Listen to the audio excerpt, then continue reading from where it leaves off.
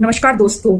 अगर आपको जिंदगी में कभी शाही वीआईपी ट्रीटमेंट का असली मतलब समझना हो तो 5 स्टार होटल मत जाना, सीधे चले जाना ग्रेटर नोएडा के कोर्ट परिसर में स्थित हमारे डीएलएसए ऑफिस। क्या है यह जगह? कागजों पर लिखा है फ्री लीगल एड, मतलब सरकार के खर्चे पर मुफ्त वकील साहब मुहैया करवाए जाएंगे। पर हकीकत क्या है कि यहाँ मुफ्त शब्द का मतलब है मुफ्त में अपनी इज्जत का कचरा करवाना। आप वहां पहुंचे, हाथ में आधार कार्ड की फोटोकॉपी लिए, माई बाप हमारे अधिकारों का हनन हुआ है, एक वकील साहब दिला दो।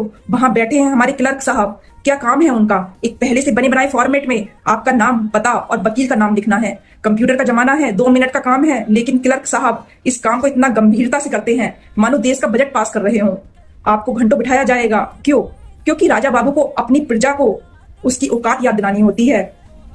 और खुदा न खास्ता अगर आपने गलती से पूछ लिया कितनी देर और लगेगी, बस क्लर्क साहब का पारा 7वें आसमान पर अपनी कुर्सी से ऐसे उठेंगे मानो आपने उनकी जायदाद मांग ली हो। उससे में लाल पीले होकर टेबल पर रखी स्टैंप की तरफ इशारा करेंगे और बोलेंगे जरा ज्यादा सवाल मत करो, बहुत कानून सीख कर आए हो क्या? चलो वो स्टैंप उठाकर मुझे दो। भाई साहब, अपनी मुहर खुद उठाने में इन सरकारी बाबुओं की रीढ़ की हड्डी दरक जाती है।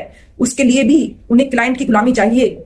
चलो घंटों की तपस्या के बाद आपको एक मुफ्त के सरकारी वकील अलॉट भी हो जाए, अब आप खुश कि चलो न्याय मिलेगा। लेकिन जैसे ही आप वकील साहब के पास जाएंगे वो सीधे मुंह बोल देंगे मैं यह केस नहीं लड़ सकता।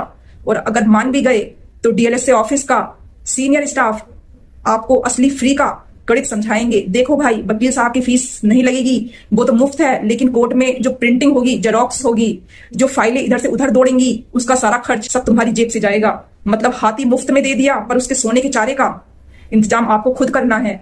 और इन सब के ऊपर आते हैं वहां के सेक्रेटरी साहब, उनके ठाटबाट देखिए, जैसे वीआईपी बनकर बैठते हैं अपने ऑफिस में कि आम जनता को उनसे मिलने की, अपनी फरियाद सुनाने की दूर दूर तक इजाजत नहीं है।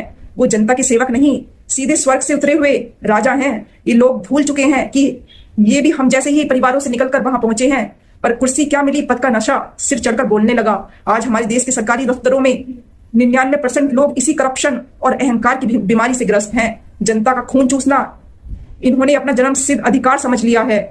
लेकिन इस कीचड़ में भी, इस सड़े हुए सिस्टम में भी जो वो 1% ईमानदार लोग बचे हुए हैं, जो अपने असूलों के लिए हर खतरा उठाने को तैयार हैं, जो आज भी जनता की सेवा को अपना सबसे बड़ा कर्तव्य समझते हैं, उस भ्रष्ट तंत्र के बीच खुद को बचाए रखने वाले उन 1% देवदूतों को दिल से सलाम है। उनके ऊंचे आदर्शों की वजह से ही शायद आज भी लोगों का कानून पर थोड़ा बहुत भरोसा बचा हुआ है। धन्यवाद।